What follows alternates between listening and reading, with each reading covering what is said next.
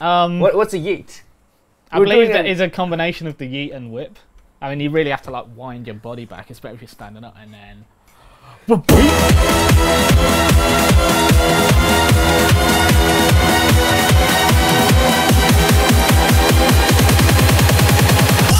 you waiting for? Motherfucking drop this!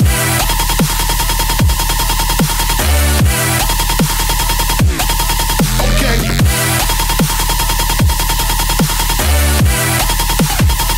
What you waiting for? Hey guys, DJ Ravine here, and I am here with DJ Gammer. Hi, hello. From Monstercat, and also signed to what other labels are you involved with? I don't know. Didn't you own one at some point? Yeah, I used to run a record label called Together We Rise, but that's dead now. Okay, cool. Well, now it's all Monstercat. It's all Monstercat, my boys. And today, what are you going to show us? I'm going to walk through how I put together my track called The Drop. Which is your definitely like biggest track. It's like as of late. Yeah, it's my accidental big song that I kind of put together, I rushed together as a demo, and then it ended up sort of blowing up, which kind of said to me that I need to maybe stop obsessively trying too hard at certain points. When you made this track, right? Mm-hmm. Did you have anything in mind? Were you making it? You were like, I'm going to make a dubstep track, or you just... Yeah, this was the first track I made where it's like, right, I'm just going to make something I want to make. I wanted to make a dubstep track, but I wanted to produce it more using techniques I learned from like 10 years of making happy hardcore. So, you know, getting the energy and more of like the boxy low end rather than the pure sub, using more rave sounds. I did have a kind of idea. I remember I wanted it to go digga digga digga digga, something like that. So that was kind of what I had in mind. And then look at it now. I mean, what, Snake supported it, obviously Keizo. Who else? Did Chainsmokers play it? Yeah, I believe also Tiesto. David Guetta played it. Yeah, which is like Martin Garrix. It seems to just keep getting support. So let's go through like just the start of the track, because it's got quite a nice intro, doesn't it? Yeah. So again, from like the happy hardcore days, I'm very comfortable writing stuff that's more melodic and feely. So I thought I'm going to start this track with like some chords and lovely instruments rather than like, you know, the typical horn stab and like sustained pad and that kind of thing. And also these days when I write a song, I kind of try and make everything, like as crazy as it sounds, I try and make everything as an intro. I try and think, you know... Wait, what? Yeah, I make everything as an intro. So this was going to be the first track on an EP. So I thought, right, I want this to be like, you hit start on the EP, this is a track that introduces everyone to it. Gotcha. Or you're at a festival, this is the first song you play. My first exposure to this track was when Snake played it as his intro. Yeah. And it was super epic when that happened. Like, you know, you could just see the crowd reaction. It was just, the build-up was really, really good. Yeah. Yeah, just play it. Okay, here we go.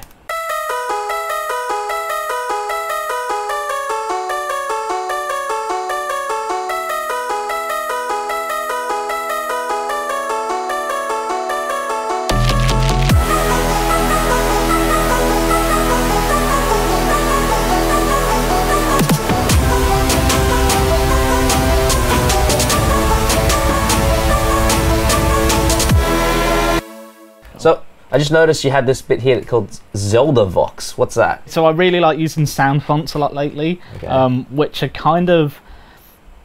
I don't really know what they are. If you want to like get the sound files from a video game, they always seem to be in sound font format. So one of my favourite games is Ocarina of Time. Yeah. So I looked for that sound font and I found this amazing little like sampled vocal kind of thing.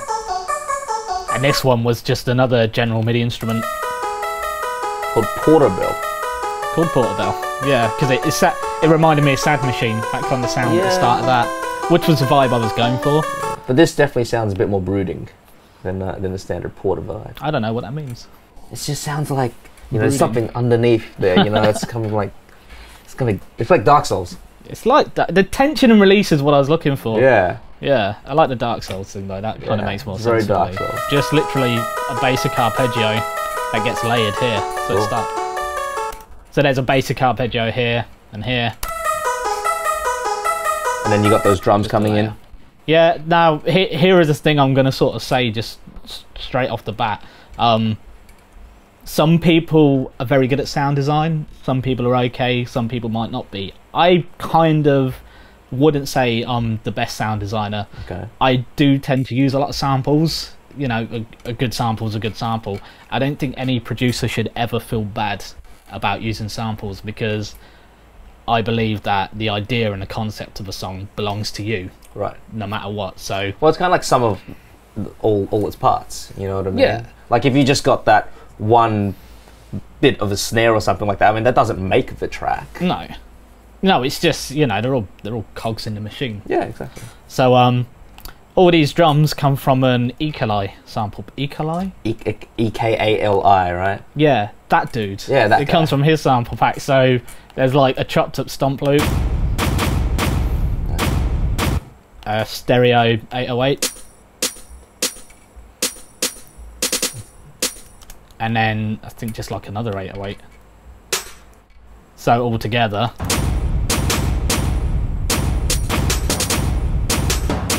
and absolutely no processing. Cool. There's a glue on the channel just to catch the peaks here and there, Mm-hmm. but it's not something that dramatically changes the sound. It's funny, I remember watching a old Darren Styles computer music. It was Styles and Breeze, you know the Yeah. one?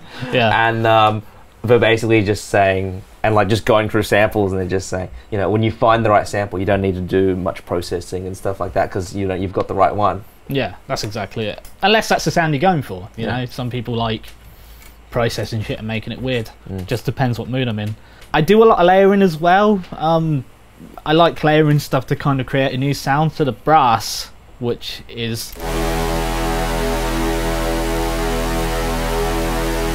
actually made up of 4 different sounds. One silent, just playing a sub. There is a Nexus brass.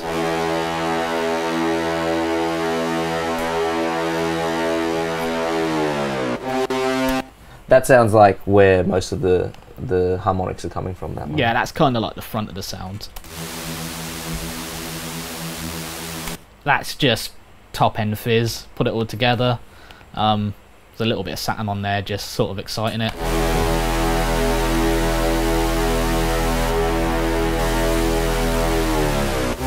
Let's take a look at that build up there. Okay, the build up. Here we go.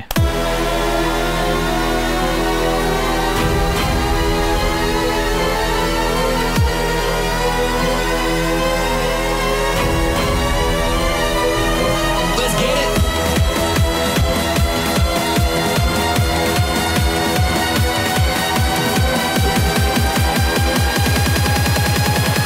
What you waiting for? Motherfucking drop this. Ooh. Sometimes I spend a lot of time on build-ups, but this one just, again, kind of happened. And there's a few elements that make it up here. There's the cinematic string, again. Yeah, I love that part. Pulled it out of a sample pack. Nice. It's And very like Psycho. I use Justice more as a reference for this. Right. There's an old record they made called Stress, and it has like this crazy, sustained, almost like spooky sounding build-up. Yeah, yeah. You know, it really gets you pumped. I really like this plugin. It's kind of like OTT on steroids. It's the Vengeance multiband. Does a similar thing to OTT. Can just thicken up sounds, you know. Dance Master one. I've seen so many people use that. It's like you buy this plugin Dance for Master. Dance Master one. Yeah, or 3. Or 3. Plot twist. Oh. I mean, essentially for that, it's just like sort of making it bigger sounding. So what does it sound like with off? Okay, let me turn this fade off.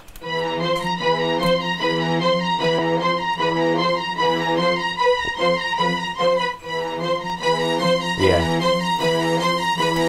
It definitely sounds more flat without it off, and also like Yeah. it pulls a lot of high end out.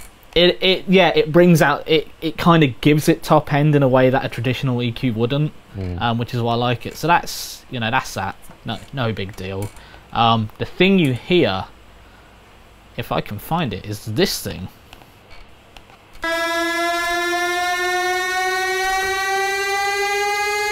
That honestly is just a basic massive patch I made. Looks like this. It's just a silicon tone. Huh. And then I got a macro from another song. I think it was doing reverbs and stuff. I don't think it is in this, but there's not even any effects on it.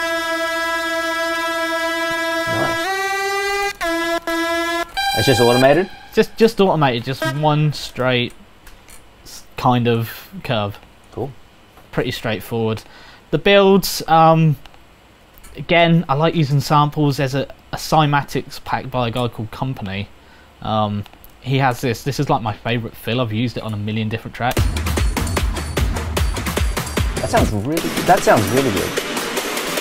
And then I tend to layer it with a pretty simple snare pattern, more for the transient.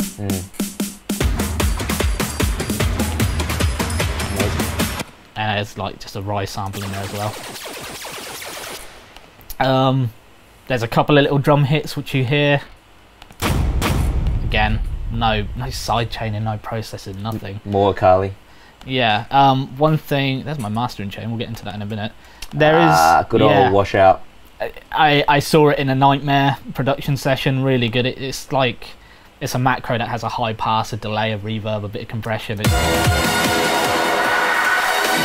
So that's just kind of adding to that tension.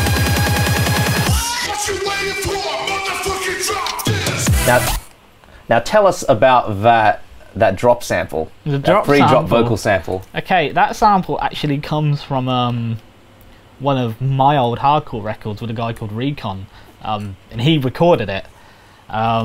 Just so you guys know, Recon is Mike the Scala, and he is also one half of Camel Fat. Yes. So everybody has their roots in happy hardcore, man. Yeah, I know. I used it as a placeholder, but everyone ended up liking the vocal, so... And there's really not much to say here. I sampled it directly out of the record, added a bit of high shelf just because the sample was a little flat. And then, again, just a little cymatic drum fill. That just sort of sets it up.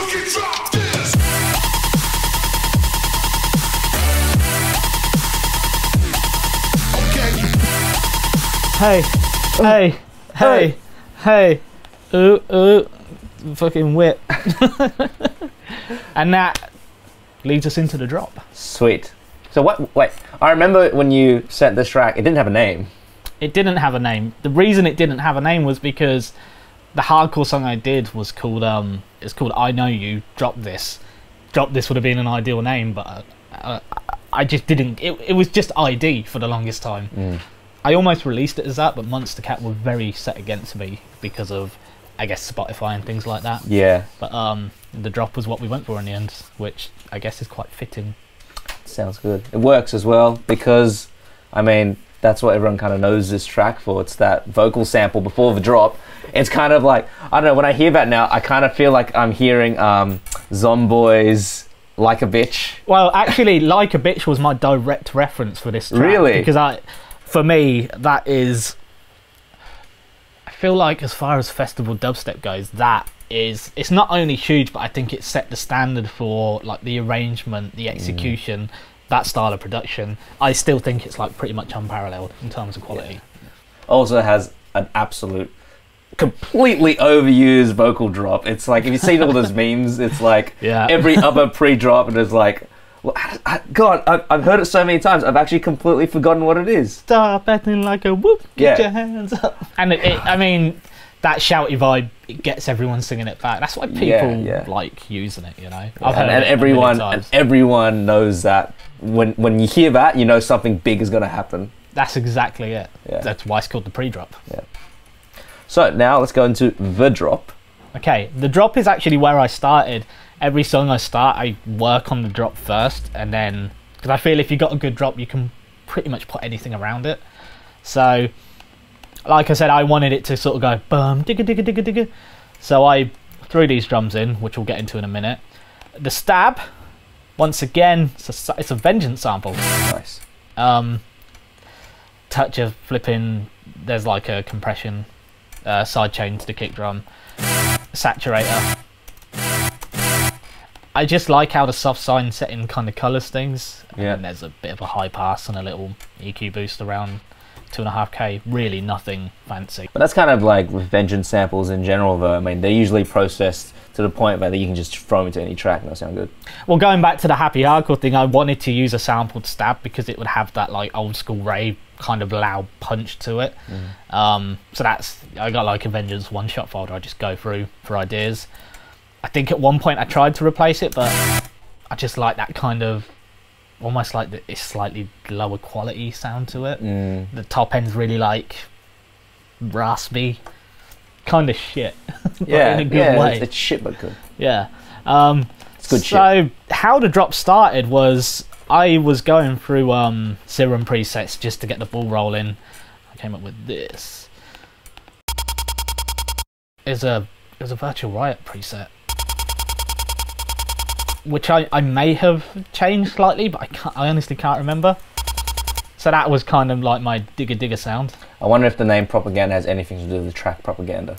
Well, that's why I went for that, because I love the high, fast energy of Propaganda and that real syncopated pattern. So I saw the preset and went, that's probably a good place to start.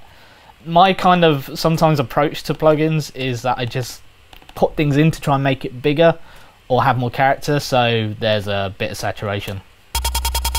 There's a bit of isotope trash, which is just a clipper. You know, just slowly started, very slowly starting to get bigger. There's a notch here which just took out a frequency I didn't like. It's very hard to pick up on stereo imager. And then just like it's a saturated preset it's kind of like a bit crusher. But all in all, it's very minimal stuff, to be honest. But it makes a difference. It makes a difference in the end. It kind of flattened off the high end and brung the mids out to the front. Then I thought about adding a bass sound. This sound actually comes from one of my old Happy Hardcore tracks. I can show you exactly which bass it is. Back bass. This track. Yeah. So here is the bass sound, and I'll show you what I did to it. That has nothing like that one. With this, I made the sound smaller so I could process it and make it bigger again into something new. So I pitched it down, time stretched it. There's a really handy thing I like for kind of chopping things up and creating more space in the mix. You put this transient setting on this top one, which means that it will kind of add a fade directly after each transient point. So I bring it really down, I move the start point a bit forward. From there, I'll walk you through the process. Let's bypass all of this. Filter just kind of doing the same rhythm. Makes it into a tiny little knock. This is just an Ableton preset which brings out the mids in a nice way. And then was the part where I start making it bigger again. So a multi-band compressor just to sort of upwards compress. And then once again, Dance Master 3, which I find better for bass sounds than Dance Master 1. It also adds like this warmth in. Then just a high pass to make room for the subs. And this thing, phase inversion, when I'm layering sounds, particularly bass sounds, I flick it back and forward. To sometimes if you've got a lot of layers and you switch the phasing on one sound, it can glue together more or less. It's just a trial and error thing. Not something you'd hear on its own, but cool. Sort of when I was with my sub and everything at home, I could feel it, sort of had more knock to it. So how the song started off at first was I just had this.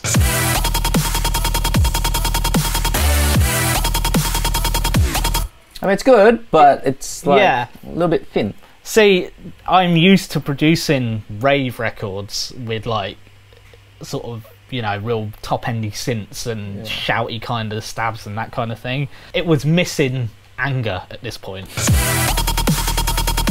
And it had groove, everything was sort of sounding good.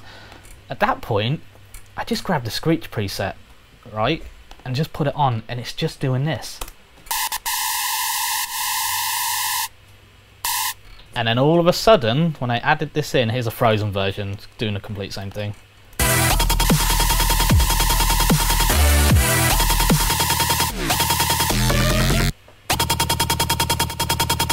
So is that just sidechained, or? There is sidechain going from the kick and the bass on the drop group, as you can see here.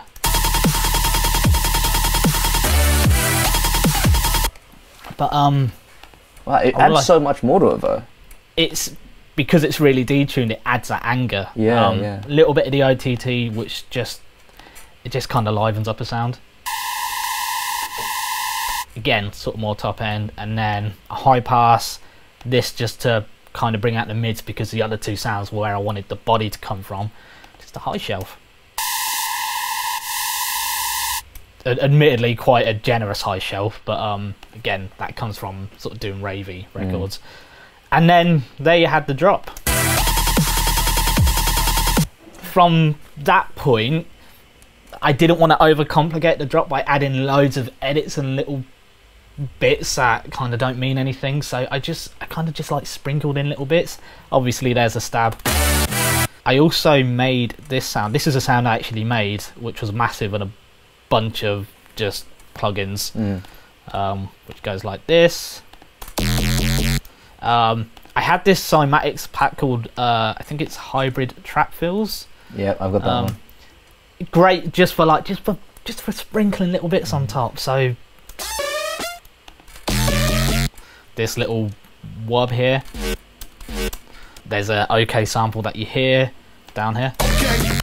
One thing I did do, which I found gave it just a bit more character, there's actually a tape stop that releases just as all the synths start.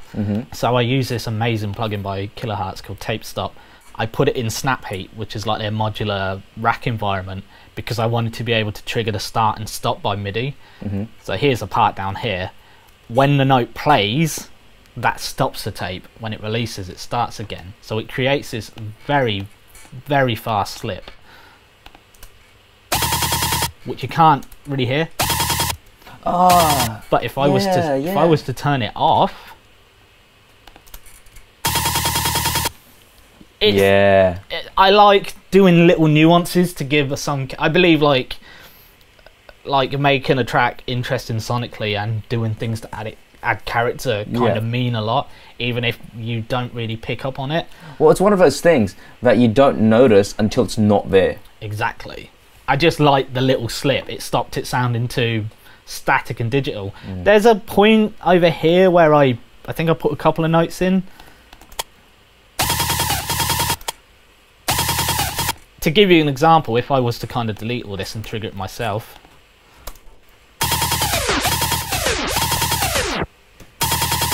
So that's it, just the very quickest little slip. I like to commit things to audio, so I don't spend ages tweaking them for no reason. From this point, it was just, I don't even know, I think, no, that was on the MIDI part. I just pitched it up. I tried adding different sounds in, didn't like it.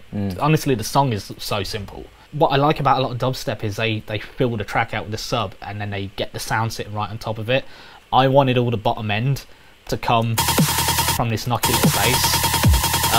I only added the sub in at the end because someone said, hey man, it's missing a sub. I grabbed the Contact 808, low passed it, stuck it underneath.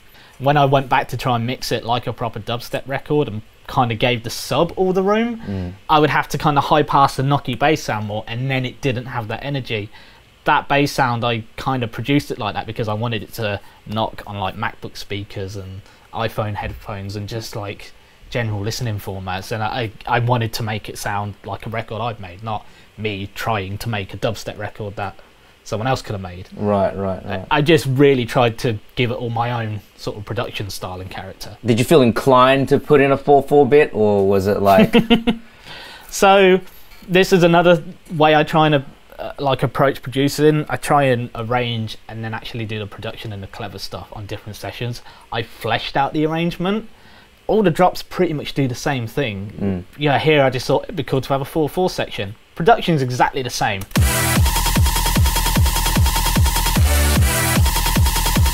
Although I guess, if I'm being honest, some of the UK events aren't quite down so much with the halftime stuff. So I thought, well, I could just edit it and play this version, which I do whenever I'm playing in the UK. Oh, well, now you can just play the Darren Styles version. No, yeah, well, now that there's luckily 600 remixes, every drop I can play like a potluck of different versions every time. Yeah, but yeah, now we got the Darren Styles version, so this can all fucking go. But we're done here, boys. It's over. Drop this.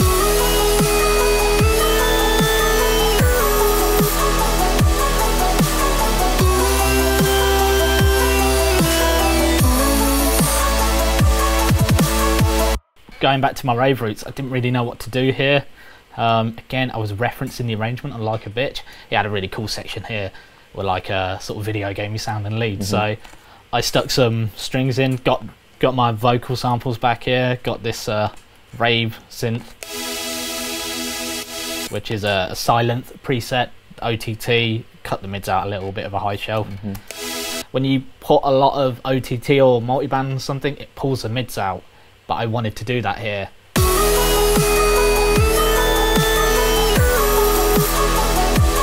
It's just creating sort of air and ravey energy, so there's that going on. You don't even hear it that much. It just kind of just fills in the gaps. The brass is back, but it's high pass to make room for the sub. A lot of times I do automate high passes on things when I want certain things to have more, you know, I wanted the brass to have juice in the intro, but not so much here when all the drums and stuff are going on. The thing you hear mostly is this vocal sample I got from Splice. I looped it, I did some repitching. Man, that sounds really, really crap on its own. It sounds so bad. Yeah. But that's fine because, again, I started processing it to bring all the energy out. I got this vocal chain. It was from a Splice project. It was Rain Man, and the whole thing was him talking about how he did like those kind of snake style vocal chops. So I got this vocal chain here. It really brings a lot of life out of vocal samples. So here's off, and then here's on.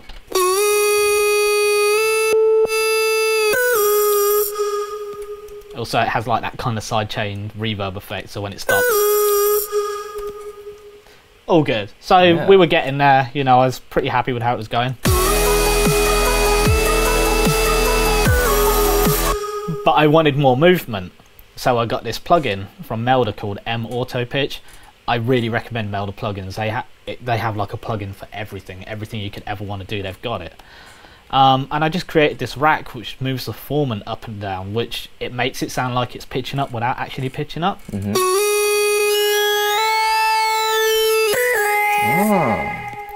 From there I hit record and I drew in, no I didn't draw it in, I recorded some automation.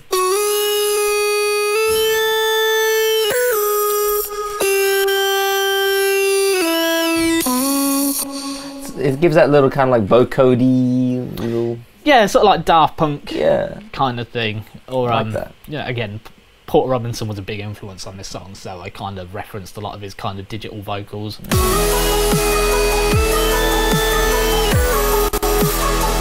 What was it like when you first met Porter? He is so humble. I bumped into him like 3 times, and I mean like seriously bumped into him. And usually, especially around festival season, it's like, hey man, how's it going? I'm sorry, I've got to go, get ready, I'll catch you in a bit. Let's do lunch. I bumped into him at EDC getting out of his transport, and he actually stopped and just started talking to me and my friend Darren, and he would have stayed there talking all day. We were the ones who had to go, but he's just so humble and chill, and he's just fascinating. It's always nice to hear a good, you know, artist story. Not one that's like, oh, and the guy just like totally kicked me in the nuts and then just said fuck. Oh, you mean like that one legendary DJ who pushed me off stage? That was so good. Oh, I wish I got that on camera. Good times. I can't get over that, honestly. Hashtag DJ life. Little runner here. Just underneath.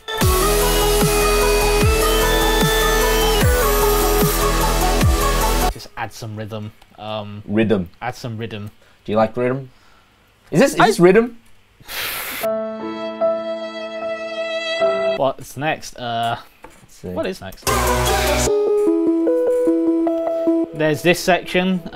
It's pretty much just a retelling of the start of the track, only I chopped up the vocal sample from back over here. I put into a sampler and just set the start point a bit later. Excuse me. Added some release. I'm a big fan of this reverb, the Arts Acoustic reverb, and I have these Temple 1 presets. Just amazing. For like the sort of more classic trancey reverbs, fantastic. And I have this preset called trance. It just adds like atmosphere. Very subtle. If I turned it off, just totally bare. So that's there, just adding a bit of sauce. Nice. Really nothing much else to talk about. I layered up the cinematic string and put it an octave down underneath here.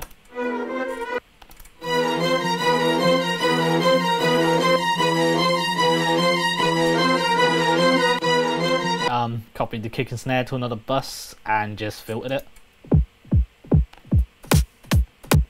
Again, going for like the Justice vibe. And the only thing that really differentiates here is I have like the kind of typical fake dubstep drop here.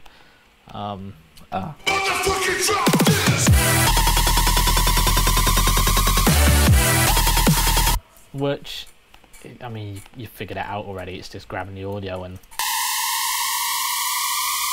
just pitching it up. Okay, so one more thing I'll go over is the drums. Yeah, I was referencing Like a Bitch a lot, and I didn't have one snare that kind of gave me the sound, so I layered a bunch of stuff, which kind of has now become my dubstep snare.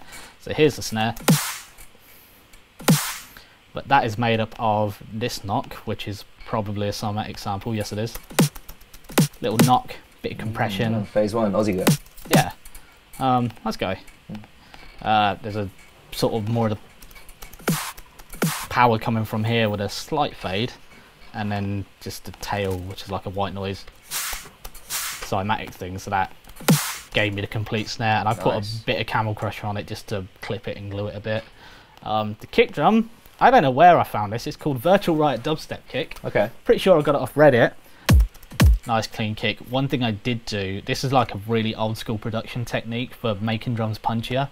You high pass it, and then just right about where you high passed it, you add just a nice little bell. It's a very minimal difference, but because of the way I wanted the track to feel with like that knocky bass sound kind of giving all the low end energy, I did it to make the kick drum, well, one, to make the kick drum slightly higher on the spectrum, two, because there's so much going on, just sort of, you know, sacrificing a bit of sub on the kick but getting more of that knock just gave me the sound I wanted. And also, I mean for dubstep as well, I mean, you don't really need to worry about the kick providing the sub. That's about the bass. Yeah, it gave more room for the sub as well, but again, I didn't overthink it. It's just a trick I used to use for hardcore kicks. High pass, little boost, done. Easy. Still works. Still works. And that is the drop. Nice, nice. So, where can people get the drop from? Spotify's a good one. Monstercat is the main label that put it out. They're about to put out a massive remix package. It's been remixed by literally any artist you can think of has remixed it. How many tracks are on it? Is that what Darren's one's going to be? Yeah, there's Darren, there's Wooly, there's a really good Dyro mix, there's a Stonebank mix. There are tons of mixes. Wow, I think there's a Spaghetti mix. There's a Dublo's mix, 4B Jersey mix, amazing. There's a Gesture remix. Has the 4B Jersey mix got the Bed Creek in it? I think it has, yeah. It's really good. It's fun. It's good fun, is what it is. It's good fun. Did you guys all remix that on that bus tour? That was where it kind of started. There was Monstercat had started the remix package, and just towards the end of the tour, all the mixes were coming out as like, hey, it builds up to the pre-drop, pretty much as my track, and then they just insert a dubstep drop. None of them were feeling like proper remixes to me, bar a few. And then I was like sitting there with all these amazing DJs and producers who all had different styles. I was like, hey guys, boom, light bulb. Do you want to remix a drop? And they did. It was good fun. Well, you guys probably had nothing else better to do during the off time anyway. We had a fun time. I can't remember what we did. It was so weird. But hey, it's over now. It's ogre now. Alright, so... Okay, so that was the drop with Gammer, and of course, if you guys want to find out more about our courses and tutorials, and also learn about Ableton Live, go and check out pointblankmusicschool.com. Thank you for coming along, and now there's another video that we're going to do, so go and click that here. We're going to go make some donk. GG Gang, 420. Cringy. You're holding it too long, put it down.